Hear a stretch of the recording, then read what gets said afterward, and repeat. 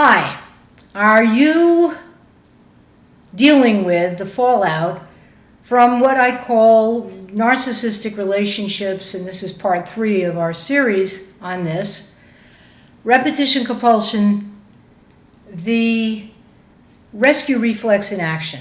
Are you dealing with a kind of knee-jerk response that puts you on automatic pilot whenever there are those perfect storm situations that occur where you feel it's somehow incumbent upon you to take charge, to be in full mobilization mode and save the day?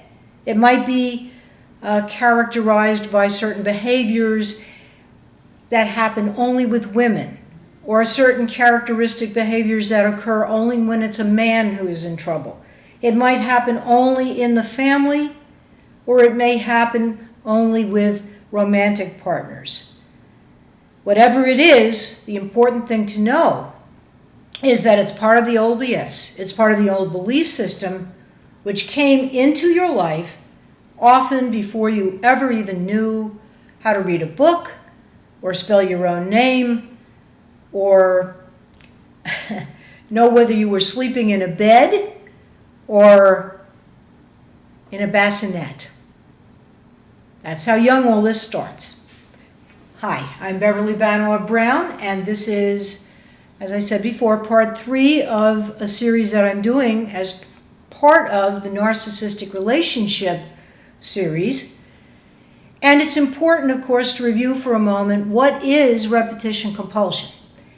Repetition compulsion, just to simplify it down to its absolute core, is a Freudian term which connotes the idea, the concept, and I believe the reality, that in many cases where there's been a dysfunctional home life, which frankly is in most cases of people as we grow up, with families who meant to do the best they could for us, but also were part of that chain of behaviors that created negative messages about what it's like to be alive on this earth, what a family is like, what healthy boundaries are or aren't. Because in so many families where there is active addiction, where there is disharmony and fighting and lack of communication going on, boundaries and other healthy behaviors are not taught because they're not known. Families can only give what they have. Knowledge can only be shared when you have it. And if that particular area of life was not an area of strength and wisdom for them, how could they give it to you effectively? So in most cases, there was no malice involved. It's just something that happened which literally wired your brain to believe that love had to be a certain way, often painful, often involving strife and struggle and misery, terrible disappointment, rejection, abandonment, betrayals, and all sorts of other things that lead to a downward spiral which creates discouragement and misery. Where does repetition compulsion meet with our focus for today, which is the rescue reflex? And most important, what can you do to change this if in fact it affects your life negatively up to now? Well, basically, the repetition compulsion connection, as I understand it, after working now for over 30 years with thousands of people, has a very direct connection to that original idea that you have to be the one, because you were the one in your family very often, who was extremely responsible, the one who was looked to as the one who had the most wisdom, the most ability to prioritize, the one who understood what to do to take over if there was some sort of god-awful emergency going on, what to do if your, let's say, alcoholic mother or father or grandparent or aunt or uncle couldn't get dinner on the table, couldn't come up with the rent money, couldn't go out and sell their wares, so you were sent to represent the family, to raise the money, to keep things going. Sound familiar? Let me use a very specific example that I'm remembering from someone I worked with long time past who had a repetition compulsion and a rescue reflex, a knee-jerk response where he would immediately, with all the best and most loving intentions, snap into action the moment he would hear certain things. And he would do it in a compulsive way. So there didn't feel like there was a lot of choice involved, like he was able to sit down and evaluate the situation and say, is this really mine to do? How possible is it this person can do it for himself? And it was always with a boy or a young man that this would occur for him. And he realized in working with me doing some coaching sessions that no, in fact, he didn't feel he had any choice. It was a knee-jerk response. It was something that he would immediately volunteer to do, and he would take over. And he would be in full regalia. All of his wonderful courage and all of his wonderful ingenuity and all of his wonderful effectiveness and protectiveness would go into action. So what would be the problem with that, you might ask? How fortunate was that boy or that young man who he was helping? Yes. The question is, though, what did it cost him? You know, whenever we do something in a knee-jerk response way, we often get ourselves into a problem area where we're overextending, where we're perhaps ignoring some other aspect of our lives, where we already have as much responsibility, as much obligation, really, as we can handle. And so that's the tip-off for you. That feeling of, oh my God, I've got to save the day. I'm the only one who can do it. I'm the one that everybody's counting on. And if I let them down, the world will end, everything will fall apart, and it will be all my fault. Do you hear the survival energy underneath that? Do you feel the push and the rush of it? Do you feel the lack of conscious ability at that point in that situation to really assess, what is this really about? Who is this reminding me of? What was the original situation where I felt it was incumbent upon me to save the day?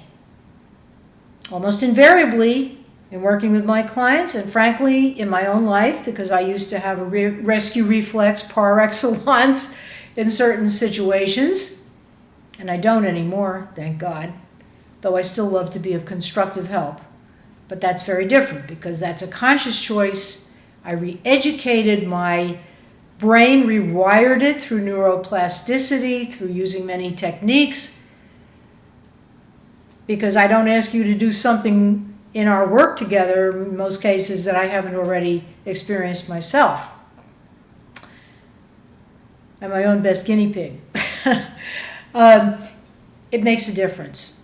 You literally re-educate yourself. You literally give your brain a new message that says the truth, which is that you're not responsible for saving the world. You don't have to take over in every situation. And in many cases, by doing the knee-jerk response and the rescue reflex behavior, you're actually inadvertently stopping someone from doing what they need to do for themselves or asking for help from somebody else who really is much likelier to be able ongoingly to be of support. So, what are some golden nuggets I can leave you with? Let me share with you what happened to this client. When we did a little checking back, a little deeper probing, what he came to realize was that he'd come from a big family. He had a lot of little brothers. When he was 7 or 8 years old, his father's alcoholism problem and his mother's became so pronounced that most days they couldn't work. They were lying on the sofa, often falling off onto the living room floor, unable to cook, unable to earn money, unable to get it together enough to make sure the kids had clean clothes, or that they had clean clothes, or that the electric bill was paid, and things would get turned off, and it was just your basic hideous nightmare of family dysfunction. He, being who he was, a marvelous, bright, beautiful soul, wanting harmony, wanting everybody to be happy, realized that if he didn't do it in that particular situation, there really wasn't anybody else around who could help him. And unless he knew to ask for help at school, and he was always impressed by his parents with the idea that you don't speak badly of your family, you must be protective, you must be secretive, and that was the major family secret that he was dealing with, of course, the parents' rampant alcoholism. He took it upon himself because he truly didn't know what else to do. He didn't know there were alternatives to get the family as much food as he could, to go to food pantries, to make the sandwiches and the fruit drinks and whatever else he could salvage away for his little brothers. And he kept things going. And he was remarkable and extraordinarily industrious and resourceful, as so many people who have these issues to deal with have to become of necessity in order to survive. And so when he would meet people, young boys on the baseball team that he was a coach for, or kids in some other situation where they clearly were in harm's way, often because of alcoholism or other forms of addiction, gambling, debting, sex addictions, whatever form it took, he as a grown man would suddenly have that rescue reflex triggered, and he would launch into protecting them at all costs. If it meant he had to give money from his own savings account, he would do it. If it meant taking them home and letting them sleep in sleeping bags on his living room floor and engendering the rage of his wife and his children because really there were no boundaries, he would do it. Until he realized that if he didn't change this, he was going to lose his marriage and he was going to lose the wonderful, loving relationship that he had with his own children. He cared more about preserving his family than he did about the fact that he was a big macho guy and he didn't like having to ask for help. But fortunately, we did have some sessions together, and I was able to help facilitate a situation where he realized he had to re-educate himself about the old BS, the old belief system that was really ruining his peace and was creating a situation where, even with all the most loving of intentions, he was out of control at times. So let me leave you a couple of golden nuggets. There are so many other examples I could share with you, but I think you get the idea. Golden nugget number 1, understand that you must meet yourself where you are. Congratulate yourself, next golden nugget. Congratulate yourself for the fact that you've survived whatever situation created this belief, this almost addictive, compulsive need to rescue. Next golden nugget, understand that very often we have to ask for help. We have to find someone to work with professionally who will be able to guide us in a direction that will help us to literally create new neural pathways by changing our thoughts and changing some of the old beliefs, to know that we were being asked to do something at a time in our lives when we really felt there was no other option.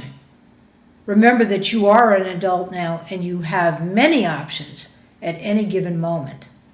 And the next golden nugget, and the last for today, go within when it feels right to you and really get still and ask yourself, what is the pattern of behavior that you've noticed in yourself or in someone close to you who you feel might be affected by this that has allowed this to happen?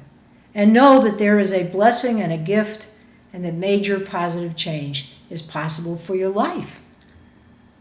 Wonderful as always to have this time with you. Until next time, I am Beverly Banor Brown, wishing you joy and saying to you, Namaste.